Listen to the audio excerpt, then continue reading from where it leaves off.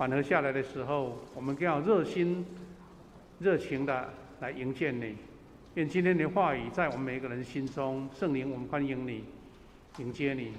求你借着你的仆人，敞开你的话语，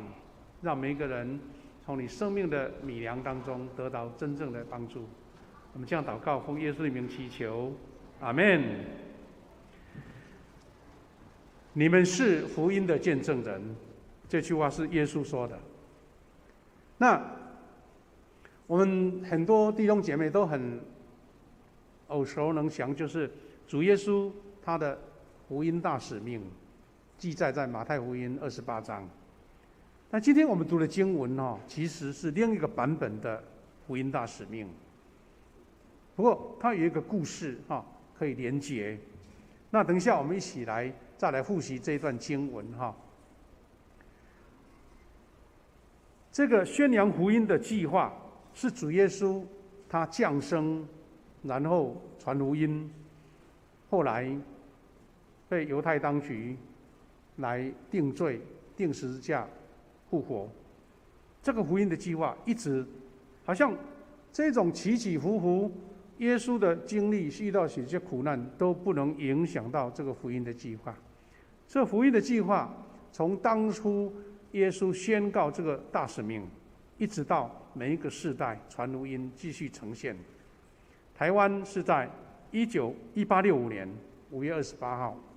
马雅各医师跟3位助手，当时他们都是厦门人就是福建人，就是陈子路、黄家志、吴文水，他们就搭船从厦门过来，登陆在高雄的旗后，然后他们在那边休息，因为那个时候有英国的海关在旗后跟我们那个邵准桃那边，然后他们就知道说当时的府城是台湾的首都了，他们就移到台南。在当时的照经文的照那个历史的记载，他是说在一个西门城外，台南的西门城外的一个街市租了一间房子，就开始他传福音的工作。一方面在做西医的治疗，一方面来开始传福音。那这段故事可能很多人不同的管道都接触到了，我只是说把它做一个开头引言那到今天已经157年了，157年了。所以今天呢，我们知道在那个西门那边有一间教会，叫做看西街教会，其实就是为了纪念当初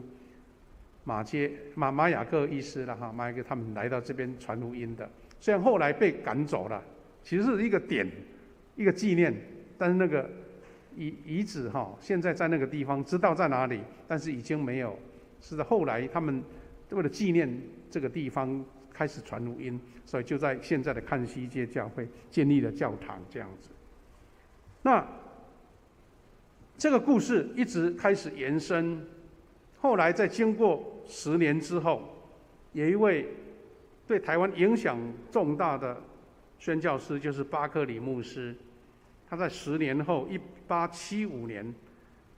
他在故乡格拉斯哥，在苏格兰格拉斯哥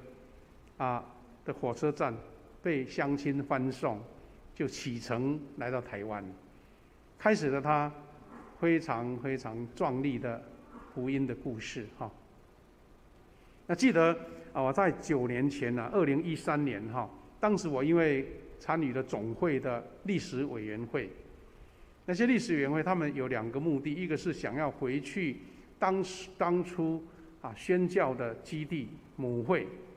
英国，来了解当时他们宣教师派来有一些历史档案要去参观，还有一些遗迹史迹，这些宣教师他们工作的地点去那边看那所以牧师刚好那个时候有机会参加，当时是在2013年的1月很冷的时候为什么选1月？那个时候会下雪原来是因为那个时候1月的时候机票比较便宜机票比较便宜这样子。那我们就大概邀了20个那我们就去看到了格拉斯哥那个火车站，看一下当时100多年前巴克里牧师被差派，那种感觉不一样哈，非常的有那种历史的感觉了哈。然后这些宣教师陆陆续续远渡重洋来到台湾，他们就是要做福音的见证的。换句话说，主耶稣在当时的大使命的那个宣告，它不是一个历史文件哦，是因为他赐下了圣灵的力量，然后在每一个世代，一群人被兴起，然后到处去传福音。那这个巴克里牧师也是其中之一。记得我们当时是先到伦敦了哈，因为伦敦是我们长老教会的母会的一个花起地，就是他们就是英格兰的长老教会。但是他们当时因为他各地都有宣教士，你们知道当时是大英帝国嘛，日不落国嘛，所以他们在派宣教士，全世界不止台湾而已啊，所以呢他们就锁定了台湾这个地区跟厦门这个地区，邀请苏格兰的宣教师，因为同样是长老教会嘛，苏格兰的宣教师负责这个区块，等于是把这个业务都交给他们。所以我们无论是台北那边的宣教师，或是在我们这个台南这边的宣教师，他们都是同一个发源地，就是从苏格兰。台北那边是从加拿大过来，但是也是从苏格兰移民到加拿大。那这些典故，我们从那边开始去参观了他们的总部总部在英格兰就是在伦敦那里总部有一个非常重要的这个历史的根据地就是这个亚非研究所在伦敦大学里面一个亚非研究所他们这个代称叫 SOAS， 那边有很多宣教师写的信宣教师寄回去的报告书他们都收集在这个 SOAS 里面在那边让人家去研究。那我们就去看看他们的管理怎么管理，档案怎么管理。后来我们就成立了一间档案馆嘛在我们神学那边，就是这个原因的过来的。然后我们就一路租了一辆游览车，一直从伦敦一直往北走到苏格兰去参观。就看到这间这个巴克里牧师他当时参加礼拜的教堂来到这个格拉斯哥的火车站。那这个火车站看起来很古典但是已经100-200年了很久了这个我们在参观里面的设施很漂亮非常的典雅是这个格拉斯哥是个起始站。这个红红的就是它一个环状的一个机器就是车子开到这边就结尾了，从这边出发。那巴克里牧师就从这个车站出发的。那当然现在已经改良很多了火车都非常的漂亮这是他们这个火车站的大厅他们大厅卖票的地方，看那个银幕的地方，这个是他们的咖啡厅看起来非常典雅英国人所设立的。那感谢主，我们看见这个巴克里牧师呢，他是来台湾的第3个牧师，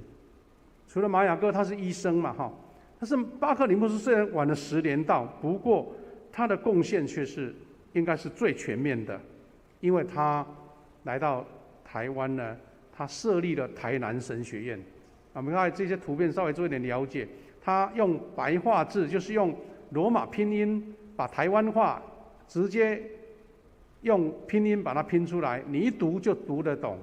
它里面在讲什么，因为就是发音就变台湾话，让当时很多人不认识汉文的基督徒能够读得懂这个是他翻译圣经这些都包含在内然后他设立神学院，很多当时的神学生就成为早期的我们的所有的这些宣教师所栽培出来的神学生，他们在那边来帮忙传教的工作。而且他还创立了台湾古城教会报，就是我们现在的教会公报，当时都是用罗马拼音拼的但是我们现在人反而是看不懂，没有练过那个罗马字的，但是当时的阿嬷都会看因为他会学习那个拼音那个文字怎么读，他们都读得出来。这是当时的第一份报纸哈。那这一台就是全台湾最早的印刷机这一台是最早的印刷机。那这台印刷机也是很奇妙，因为我们知道后来印刷术进步，这一台印刷机就没什么用了嘛，就摆在那边。后来曾经拿到长荣中学的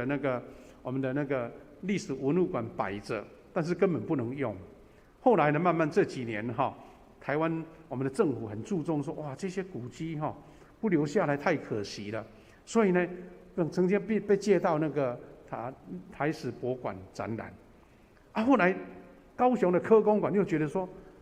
这台机器它不只是能印刷，我们要研究它的原理呀，所以真的又把它等于替我们保管的意思，要帮我们维护，因为有公家的经费嘛，就拿到科工馆帮我们维护。那些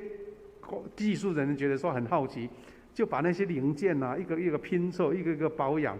后来真的又能印了，哇！那一台真的现在是古董，因为虽然不是全世界最老的，但是台湾是唯一嘛，所以现在又被移动来台南的，好像是文学馆在那边展示说，这个是从那边开始印出知识、印出这些文章、印出报纸的，所以现在有复制版的，但是这台原始的竟然还能够使用这个是巴克里牧师他邀请这些台湾的专家一起翻译白话字圣经。那这本就是我们老一辈的人都会读的白话字圣经这一个是创世纪的第一页也都是念出来就是台语的就对了那他还到高雄的其后参加那个动土典礼。现在其后教会已经盖了好几次了但是当初盖这个教堂是巴克里牧师当初拿着锄头来动土的这个是他们在动土的礼拜当时的照片，很难得的留下来。他还创立了台湾第一家出版社，叫做聚珍堂。那个位置现在这个已经被拆掉了，现在就是现在档案馆，那个在台南神学院的图书馆的前面有一个档案馆的位置那边地底下还挖了一个洞，有那个砖头的一个原址还在留在那边这是巴克里老年的时候跟这些学生一起拍的照片。他的师母叫伊丽莎白，嫁给他的时候跟着他来台湾来宣教。他非常的用心，而且应该是护士，所以有很多才能不过后来因为得到了脑瘤，所以巴克里牧师就陪他回到格拉斯哥那边，在英国那边治疗。治疗本来要在那边养病嘛，这脑瘤当时开刀是大手术但他舍不得，又跟着巴克里牧师回来，想要说一边旅行一边休息，看看能不能回到这边来。没想到怕搭船，那搭船好几个月，那还得了，在船上晕船很累。他们竟然是从欧洲搭的那个跨洲的铁路，那个时候火车搭过西伯利亚，然后绕到中国的东北，然后再往南。但是在东北的时候就病又发作了，不得已赶快赶到当时最热闹的上海接受治疗。不过大概他的病已经很严重，后来就在上海的医院过世了。后来巴克里牧师心中很哀痛，就为他安葬在上海的外国人墓园当中，然后就忍痛就回到台湾来。那个时候呢，刚好又碰到日本的一个占领在那个时候他等于很多的事情都搅在一起。不过他忍着伤痛又回到台湾来，继续他的福音工作，一直到老到过世都在台湾。他的墓现在是在我们的台南基督教公墓里面，有人都特别跑去那边考古知道他的故事。我们的母会是东门教会，我们从东门路过去，东门教会他们那间礼拜堂现在很大，是比较现代的。他在对面有一间旧的，现在又翻新过了，都是砖头的一个小礼拜堂，他就把它取名叫做伊丽莎白纪念教堂，就在纪念这个巴克里师母。然后这间大教堂，现在他们又加了名字，叫做巴克里纪念教会，东门巴克里纪念教会，就是为这个缘故。那我讲这些典故，只是说，因为这个故事引起大家的兴趣了哈，就是重点是在于说，他们接受这个福音的呼召。巴克里牧师在16岁生日的时候就写了这份献身契，他用很古典典雅的英文写下献身，每一年生日就签一字名。后来他师母跟他结婚之后，又2个人一起签名。那这份原稿哈，在几年前被他的巴克里牧师的后代送给了台南神学院，所以现在变成台南神学院的镇院之宝，因为是原稿哈。那这些都是拍出来的哈。而且巴克里牧师我们台南最大的贡献是什么呢？因为当时日本军已经攻下了全台湾，大概都已经快全部征服了，就剩下台南市。当时的军队，3路的军队，一个是从北部一直往下往南，一个是从澎湖一队军队，然后到布袋登陆又往南，然后呢，从屏东的枋寮有一个出名的将军，后来当台湾的总督叫乃木将军，就带了一群军队往北走，然后就准备要进攻，反正要把台南全部都把它毁灭掉就对了，这样才，因为当时是台南是首都嘛。但在那个最紧急的时刻神恩典就差派了巴克里牧师代表台南的乡亲士绅这些有钱人，这些商业做生意的，从我们那边小南门出去，然后走现在的省公路，然后一直到哪里呢？一直到2城行西。那个时候，乃木将军在那边驻扎，准备要进攻到台南市。就在那个危急的时刻，巴克里牧师代表台南的乡亲去跟乃木将军来讲和，等于就是跟他谈条件，我们不做抵抗，因为当时的正规军队刘永福将军已经偷跑了，没有人，在那种危急之下，你怎么抵抗？所以他们觉得说，最重要是保护安全、财产、生命，然后请日本军不要杀戮，不要烧杀掳掠。巴克里接了这个使命还特别请当时的士绅签名证明说我是被你们拜托的，不然就被成汉奸那还得了？哇！因为当时已经在麻豆已经发生一件被本地居民说你们是要别啊，把很多基督徒杀掉呢。麻豆事件呢，在日本那个时代所以巴克里知道很谨慎，就签了委托书，然后再跟当时另外一个牧师一起来见这个乃木将军，让台南平安，没有任何的死伤。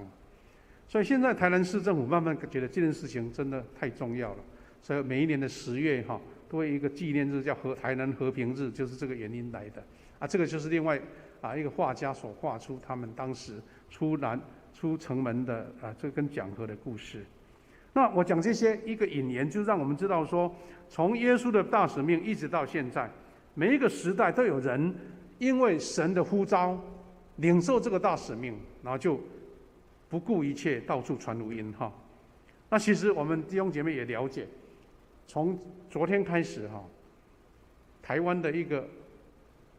鬼月7月又到了。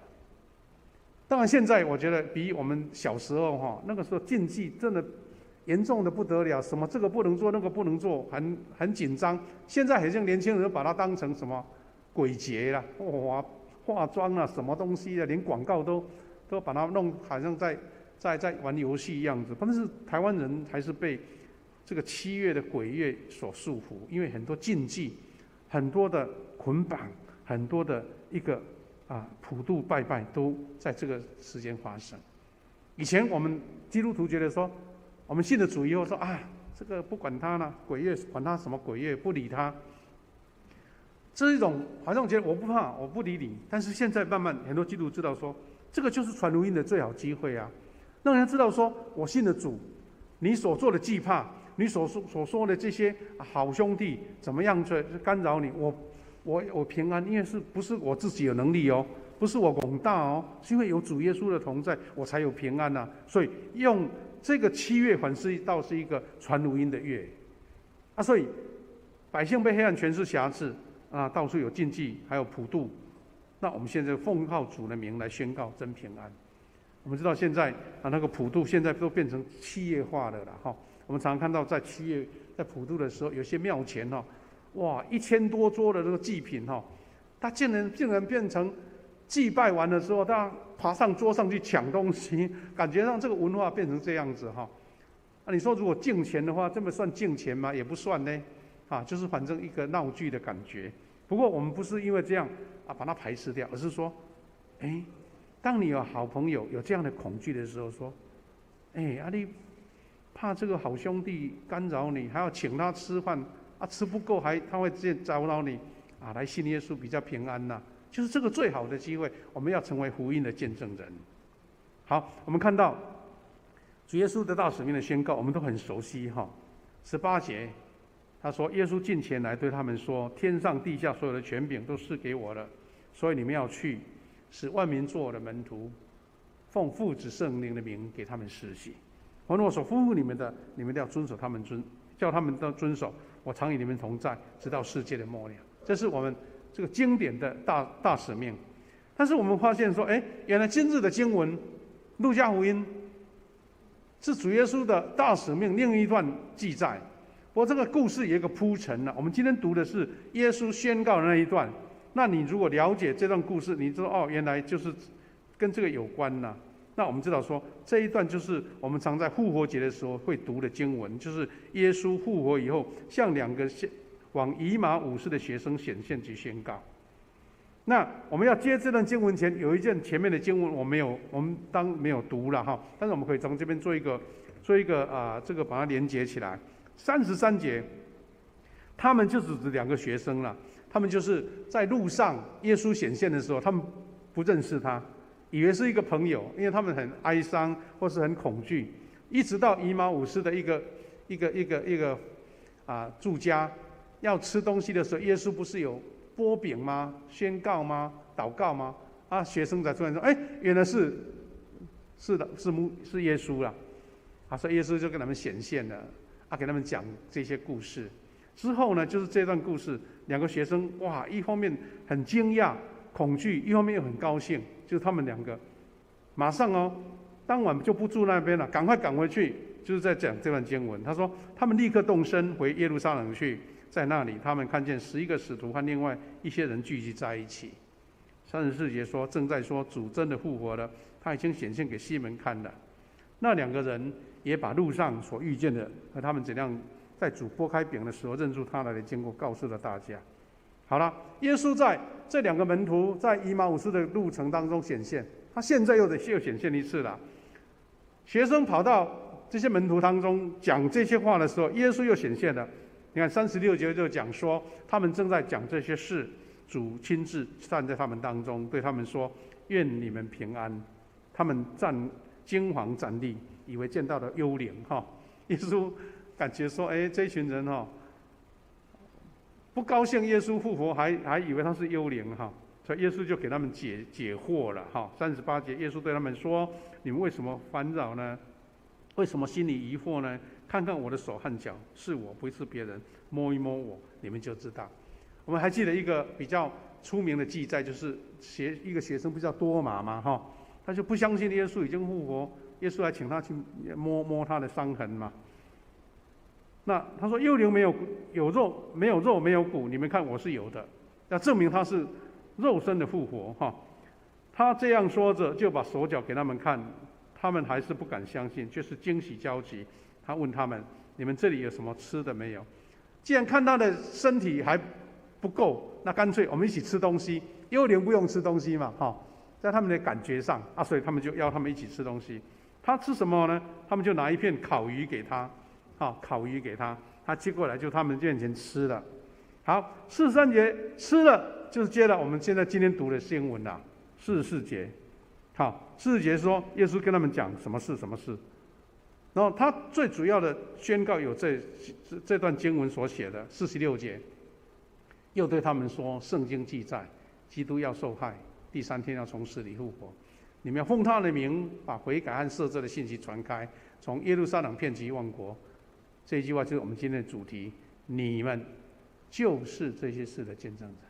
你们就是福音的见证者。好，这些门徒经历了跟耶稣在一起3年，然后遇到那么惊吓的事情，耶稣被抓、被审判、被钉十字架，还死了。那复活又让他们很惊讶，到底真的还是假的？不知道耶稣是真的还是鬼魂。然后耶稣说：这些事你们都看见了，你们要将这些事做见证。但是你们记得重点在哪边呢？做见证，好，我知道，我承认，我愿意，但是你有没有能力做见证才是最重要的。所以我们看看我们的周报里面写的经文哈，他说49节说：我要亲自把我父亲所应许的事给你们，你们要在城里等候，直到从那上面的能力降临他们。这一点才是耶稣所安排的计划。好，我们看到这段经文，我们就接下去把它做一个简要的摘要。耶稣宣告的重点，第一个是复活与救赎，这是你们亲自经历到的，因为他说这是摩西的法律、先知书和诗篇所叙述有关主耶稣的每一件事情都要实现。耶稣把前面的预言，他亲自现身说这个事情复活与救赎在你们身上看见了。第二个，他说你们要奉主的名把悔改和赦罪的信息传开。你们要做这件事情，不是经历到就好了，你要亲自做见证人，把悔改和赦罪的信息传开。那这耶稣就这样宣告。那最后的重点是这里，就是我们看的49节哈。他说主要亲自把上帝所应许的什么呢？圣灵赐给门徒，要赐给你们。你们有这样的认知，有这样的意愿，但是没有能力，你做的见证就没有什么效果。所以耶稣说，上帝所应许的圣灵赐给你们，而且要在城里等候。就这个就是圣灵降临节的一个预告嘛，直到那从上面来的能力降临。你们要有圣灵同在，你们要有能力，这样才有办法来做见证。要不然的话，你们靠人的办法，只不过是一个宣传嘛，谁信啊？有能力，有圣灵能力，人才会相信啊。感谢主。所以我们从这边领受到一个你们是福音见证人的使命。从古代耶稣教导了学生宣告，直到今天我们是一个基督徒的使命跟角色。我们可以说，这个大使命呢，是基督徒一起群策群力一起做的了，不是单一的就简单完成，是一个流程，一个神特别美好的安排。我相信在座很多弟兄姐妹，你是第一代的基督徒，你想想看，当初信主，是不是这个很奇妙的一个情境，那就被连接到了。所以每一个人信主过程都有一个决志的关键的时刻跟轨迹了，到处充满上帝奇妙的带领。比如说牧师是第4代的基督徒，那如果没有父母亲在小时候要求你上主日学，要求你到教会去，我就没有机会受到培养。你可能你的信主是你的先生带领你，或是你的太太带领你，有可能是你的同学，甚至是你的儿女先信主再带领来，或是你在同事，或是你的客人，就是一个很奇妙的连结。也许你讲个10个人听，但其中1个人愿意听，这些都是很奇妙的。那我们发现说，这个奇妙是圣灵在背后工作，但是你一直触角接触机会，不放弃任何一个机会。好，我看到一段故事是我们说历史上最经典的传福音的传承这是很奇妙的传承。因为这个历史上最经典的传承是从一个叫做卖鞋的叫金宝，当然金宝是用中文翻译，它的英文是 Kimball，Kimball 他这个卖鞋的普通人商人，但他对世人的贡献不只是他卖鞋因为他竟然在他传福音的当中，像一位伟大的宣教师或是伟大的布道家，叫做穆迪传福音那穆迪传福音呢，这个穆迪呢后来成为美国非常出名的布道家，而且在芝加哥还成立一个穆迪圣经学院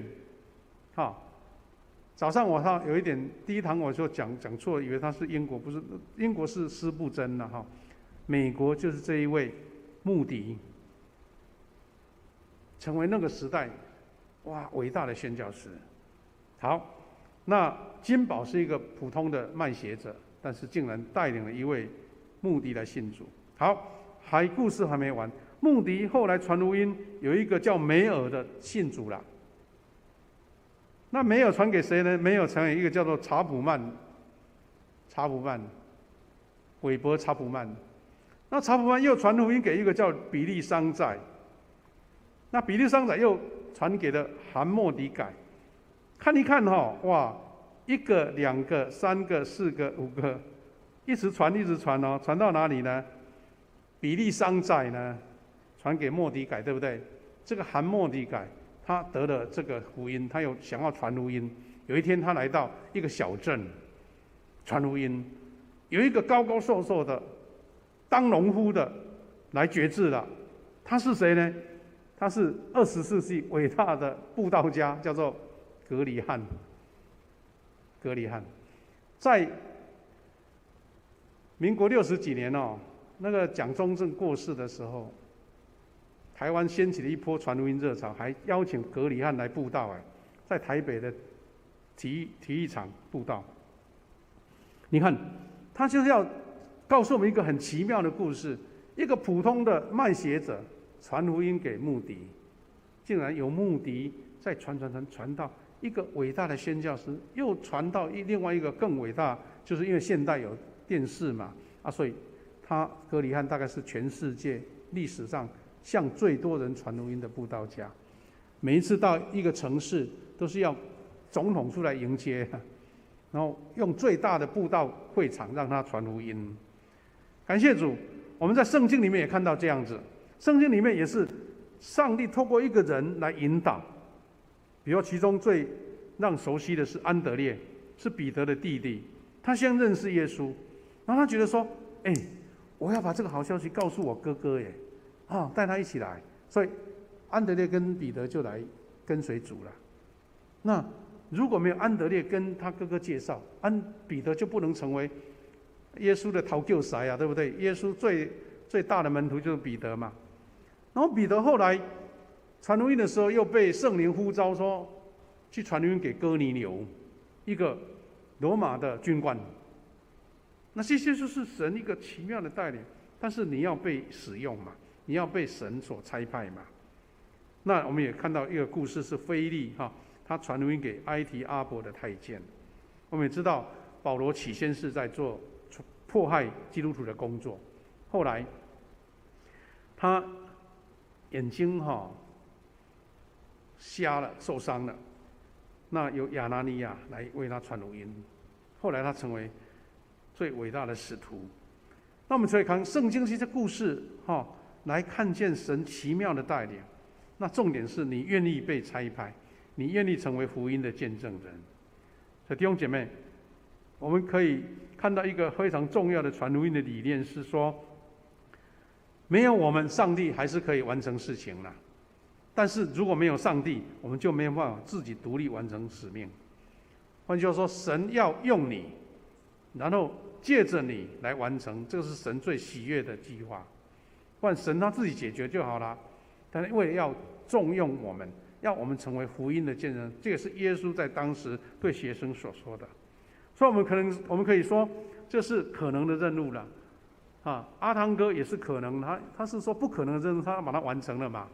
那我们在基督徒就是要完成这个可能的任务，因为上帝在大使命中将这个福音的任务交给了我们，但他不是袖手旁观，他不是丢下就不管了，他就一直陪伴，因为他差圣灵跟我们同在，所以他把责任托付给我们，也是亲自要来帮助我们。还有，我们即使有胆怯疑惑，但是上帝呼召，神就要跟你同在。你不要为了这个，到底传福音他接不接受啊？他会不会拒绝你啊？甚至他会给你泼冷水啊？你都不要怕，因为神跟你同在。所以，当拥有至高无上权柄的那一位差我们去做事的时候，我们拥有这个权柄，就像金宝一样，他传给了穆迪。弟兄姐妹，你不要小看自己，也许有一天你会传给一个伟大的布道家，你可能会传一个福音给一个伟大的政治家，或是成为一个社会有影响力的人。你只是神的工具，这是我们最奇妙的时刻。愿我们每一个人都愿意被神所大使命来托付给我们，做他伟大的福音的见证者。今年我们又一定要在9月开始我们这一期的幸福小组。去年因为疫情我们就暂停了，我们期待弟兄姐妹，我们的小组长开始来计划。你说愿意的时候，圣灵就要跟你同在。